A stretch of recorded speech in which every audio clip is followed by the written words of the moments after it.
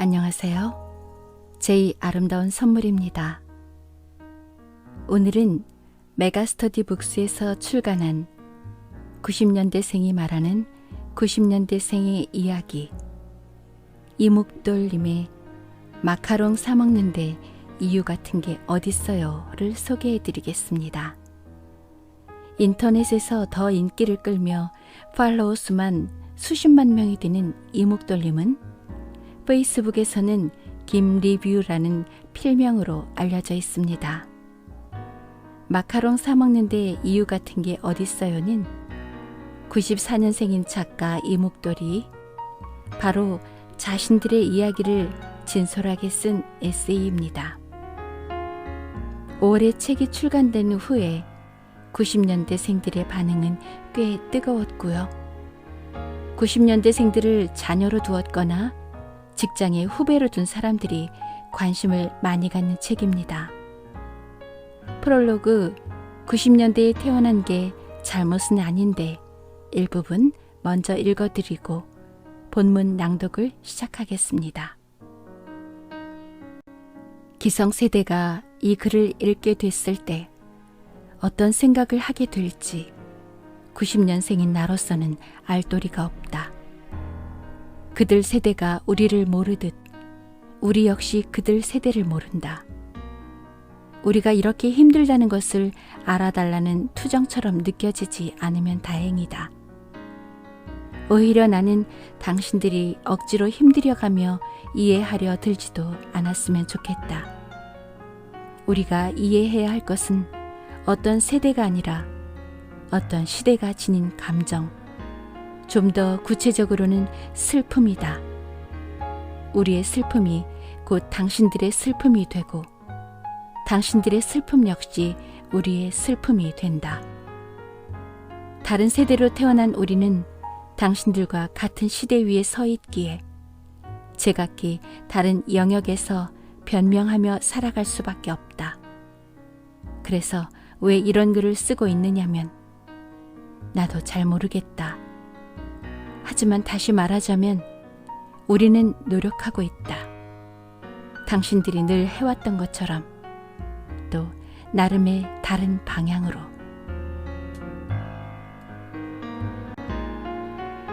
마카롱 사먹는데 이유 같은 게 어딨어요.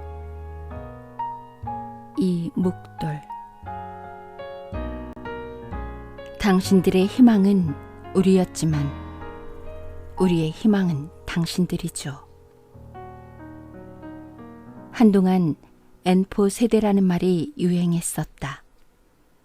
요즘 젊은 세대들은 결혼도 포기하고 집도 포기하고 차도 포기하고 이것저것 다 포기하면서 살 수밖에 없다는 뜻에서 생겨난 말이었다.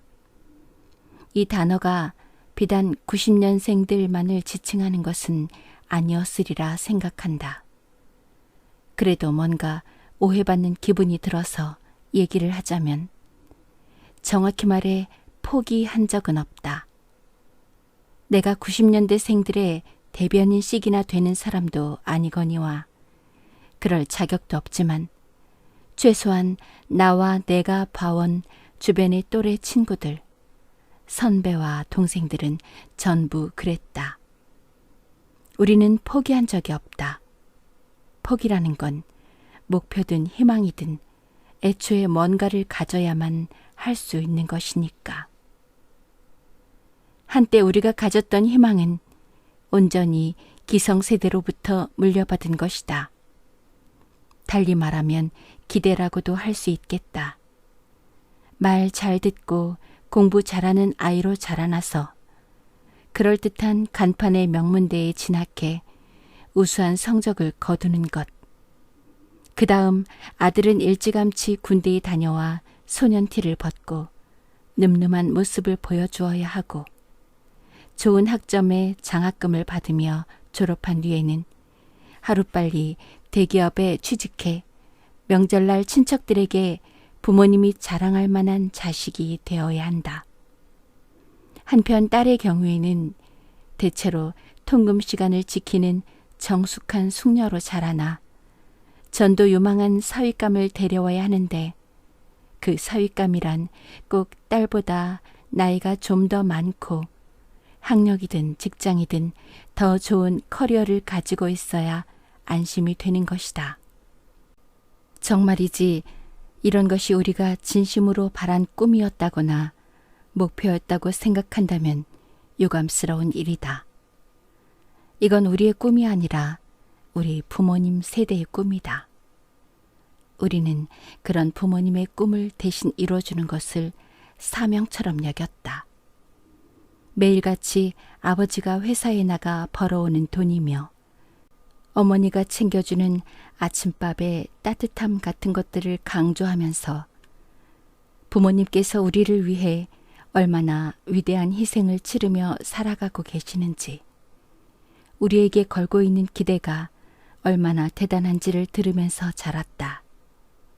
그러니 이제와 왜 너 스스로 갖고 있는 목표 하나 없느냐고 물어본다면 할 말이 없다. 부모님 세대의 바람이며 기대가 처음부터 잘못됐다는 것은 아니다. 부족하지 않을 만큼 벌고 자신에게 딸린 식구들 굶기지 않으면서 어엿한 사회 구성원으로 키워내는 일이 위대하지 않다고 말하려는 것 역시 아니다. 그러나 이건 수십 년 전의 미덕이었다. 우리가 자라난 세상에서 행복이란 예전처럼 단순히 정의 내릴 수 있는 개념이 아니다. 누군가에겐 맡은 바 소임을 다하고 가족을 지키며 대를 잇는 일이 자신의 알량한 꿈보다 더 가치 있게 느껴질 수 있지만 그저 부모의 기대에 맞게 살며 기특한 자식이 돼서 얻는 보람이 그만큼이나 큰가를 묻는다면 솔직히 잘 모르겠다. 심지어 오늘날 많은 부모님들이 우리에게 실망과 체념, 인내밖에 보여주지 않는데 말이다. 우리에게 기회가 주어졌다는 것도 인정한다. 그러나 모두에게 비슷한 기회가 주어진다 한들 모집 정원은 정해져 있기 마련이다. 누구나 수능을 칠 수 있는 세상이라고 모두가 명문대를 갈 수 있는 것은 아니다. 우리는 쉽게 얻은 기회인 만큼 쉽게 딜레마에 빠졌다. 죽어라 노력해서 97점을 받아봤자 나머지가 다 100점을 받으면 꼴찌가 되는 현실이다. 그래놓고 정당한 패배를, 노력의 부족을, 의지의 박약을 받아들이라 말한다.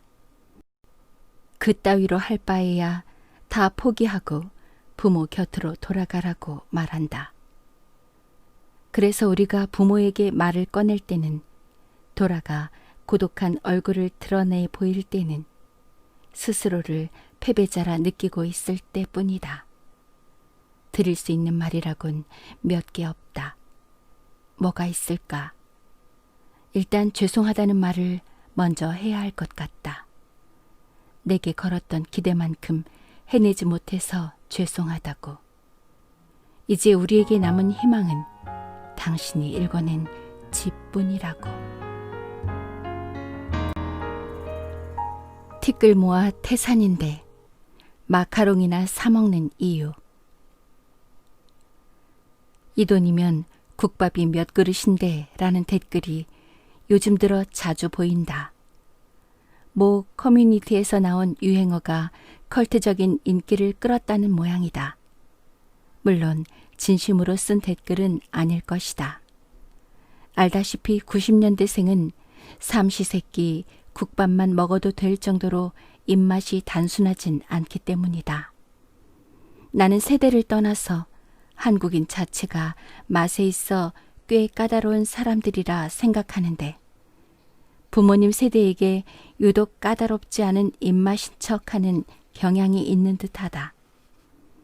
대학교 시절 모 교수님이 했던 말이 기억난다. 요즘 학생들은 입이 고급이라 아무거나 안 먹는다고. 밥 한 끼를 먹을 때도 꼭 맛집 찾아서 가고 밥 먹고 나면 꼭 커피 마셔야 하고. 안 그래?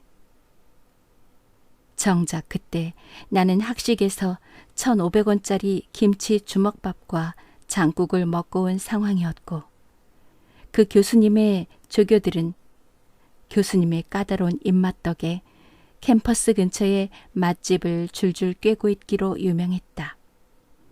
맛있는 거 혼자만 먹으려는 심보가 5살짜리 애기들에게만 있는 것은 아니다. 더럽게 입맛 까다로운 요즘 애들로서 말하자면 솔직히 혀에 금칠한 건 기성세대들도 우리 못지않다고 생각한다. 실제로 미슐랭 가이드 서울이 발표한 별 2개 또는 3개짜리 레스토랑은 하나같이 강남 아니면 중구에 위치해 있다. 홍대나 신촌, 대학로 같은 대학가가 아니고 여의도에 유명한 맛집이 많다는 건 지도 어플만 켜도 쉽게 확인할 수 있다. 심지어 불고기 백반집도 주차장에 택시 잔뜩 세워져 있는 곳이 제일 맛있다. 뭐야, 집에서는 주는 대로 먹으라고 했으면서. 대학생들이 맛집이라고 부르는 곳은 정말로 맛이 압도적이라기보다는 다른 곳에서 찾아보기 힘든 특색이 있는 곳 또는 가성비가 무척 좋은 곳에 가깝다.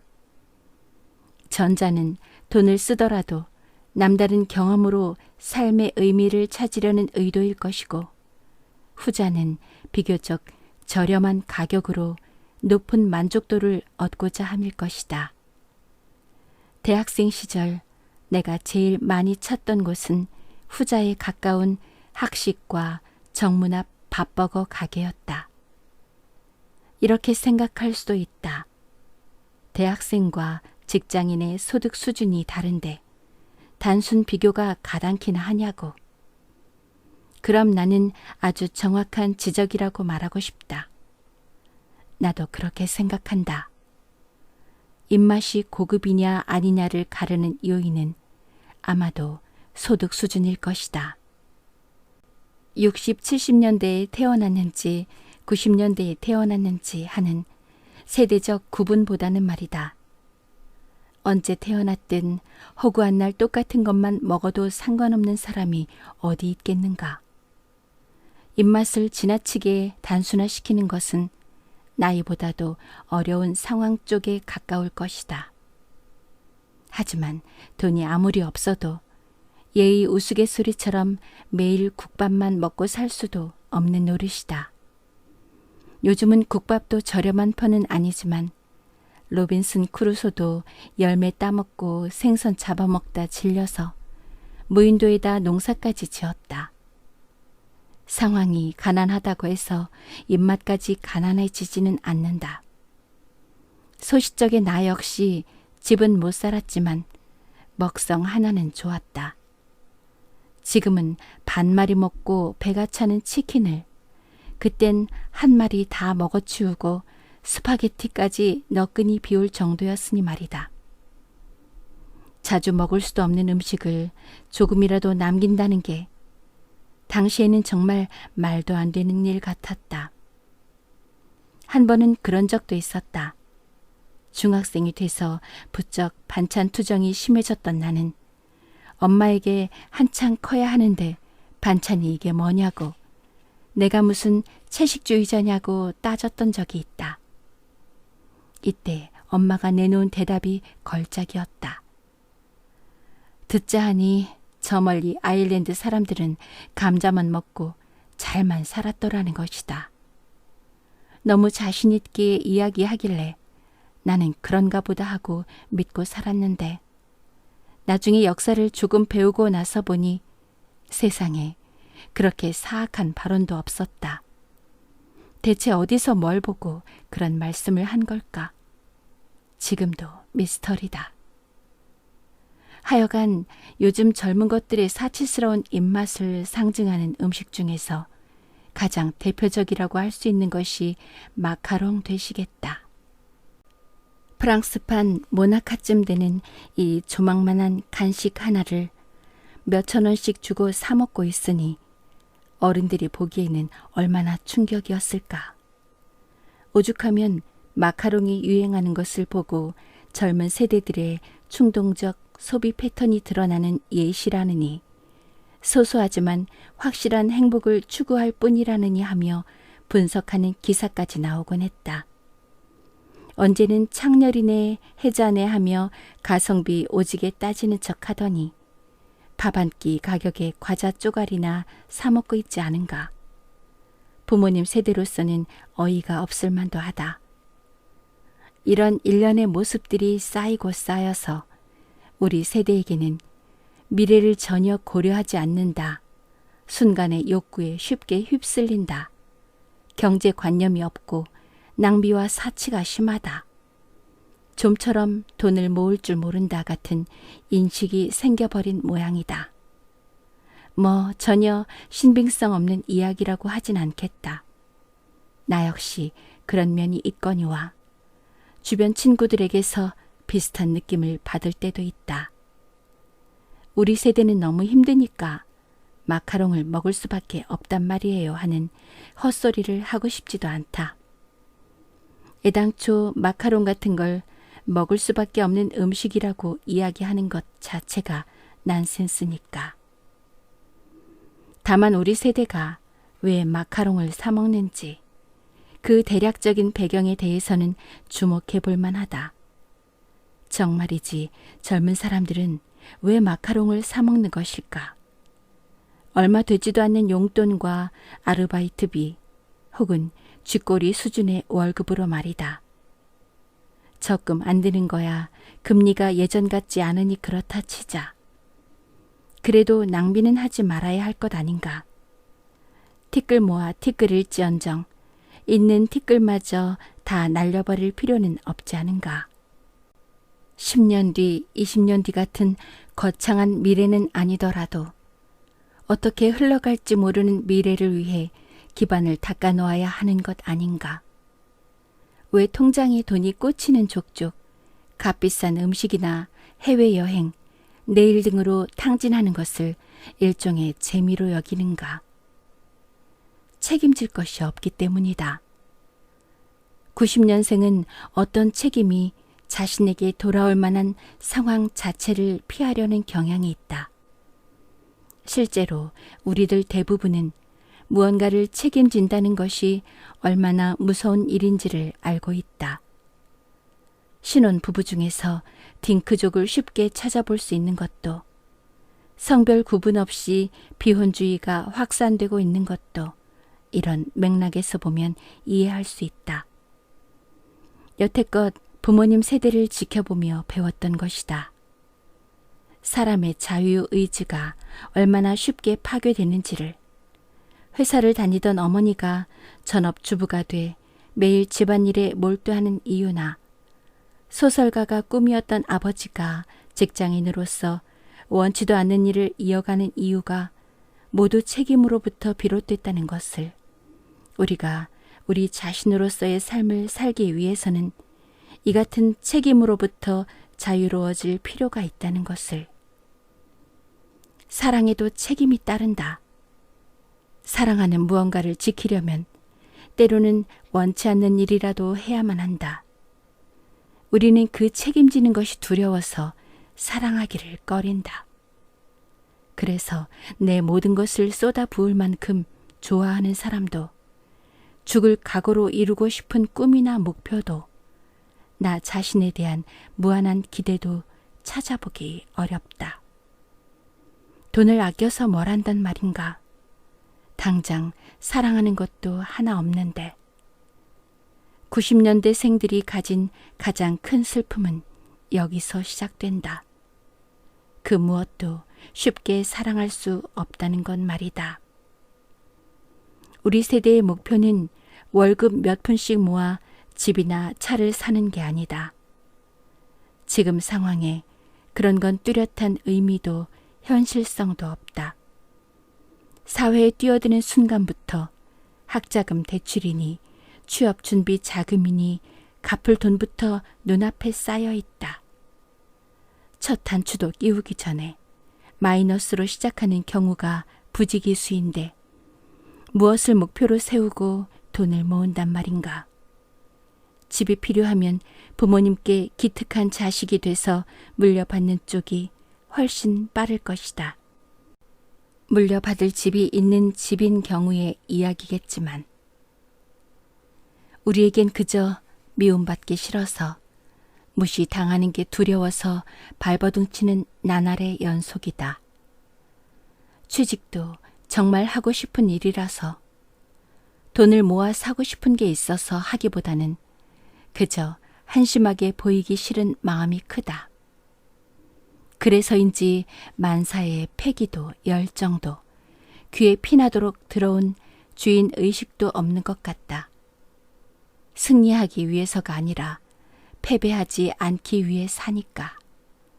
이뤄내기보다 무너지지 않으려 겨우 버틸 뿐이니까.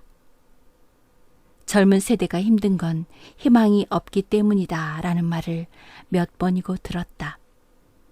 하지만 내 생각에 반은 맞고 반은 틀린 말이다. 열심히 일해서 돈을 모아 집을 사고 차를 사고 결혼을 하고 애 낳고 하는 그런 종류의 흔하다면 흔하게 보일 수 있는 희망은 거의 없다고 봐도 무방하다. 그럼에도 사람은 아주 작고 희미한 희망이라도 없다면 단 1분 1초도 제대로 살아갈 수 없는 동물이다. 그 희망이라는 것이 얼마나 작고 보잘것없느냐 하는 것은 나중의 문제다. 나중에도 수많은 직장인들이 며칠 뒤에 주말과 공휴일을 바라보며 하루를 버텨내듯이 점심시간에 뭘 먹을까 하는 자그마한 자유를 기다리며 오전 근무를 이겨내듯이 당 섭취는 사람을 기분 좋게 만든다. 더구나 마카롱은 예쁘게 생겼다. 워낙 작아서 한 입에도 먹을 수 있지만 SNS에 올린 사진은 지우지 않는 이상 계속 남아있다.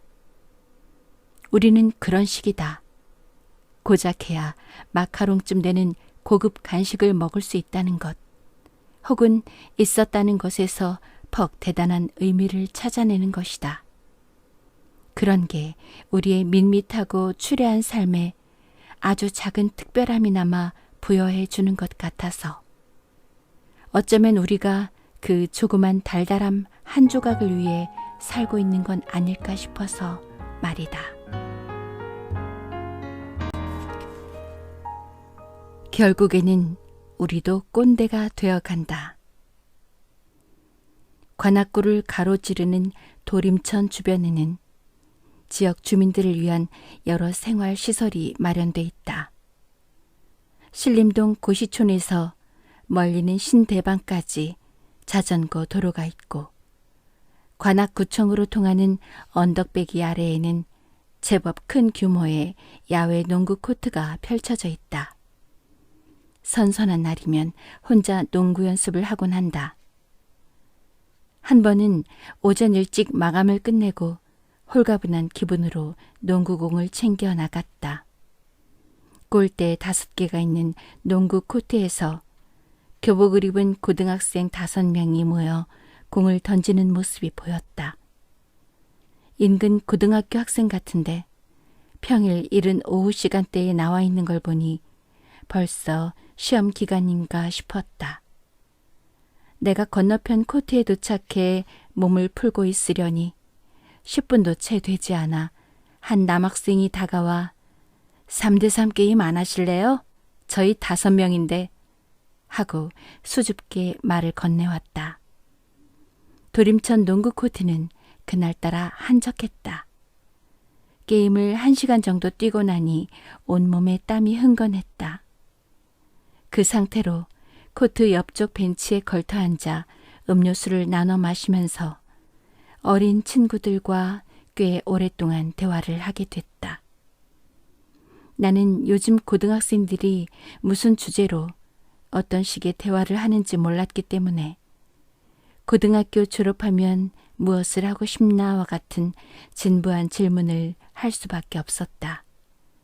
이어지는 대화가 나로서는 참 인상적이었다. 인간의 삶 속에는 참 다양한 가치가 존재한다.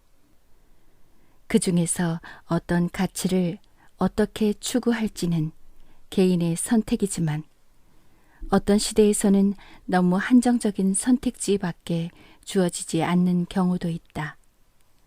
가령 부모님 세대에게는 노동을 필수 부가결한 가치로 받아들이는 경향이 있다.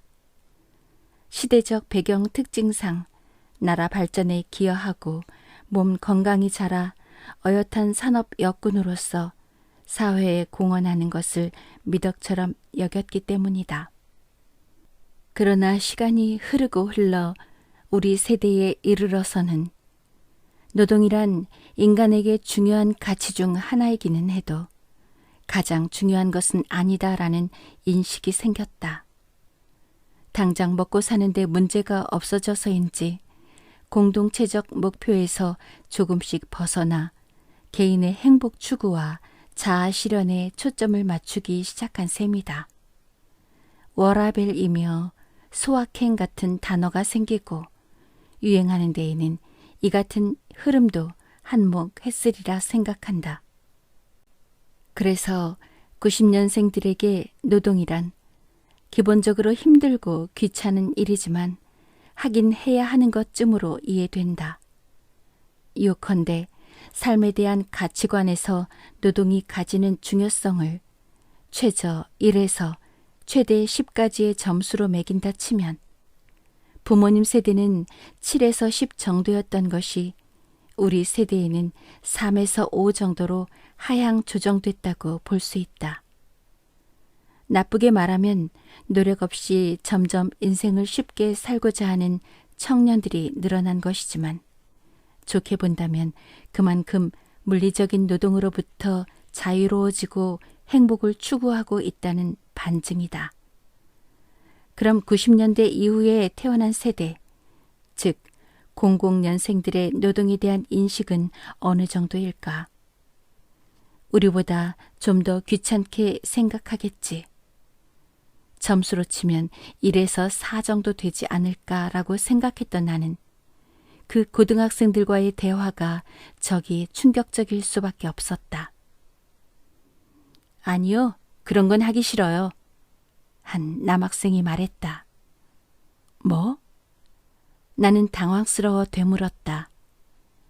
취직을 안 하겠다고? 그런 걸 왜 해야 돼요? 취직할 필요 없잖아요. 이제는. 다른 남학생이 말했다. 왜 취직할 필요가 없는데? 요즘은 재능이 있으면 몸 쓰며 일 안 해도 돼요.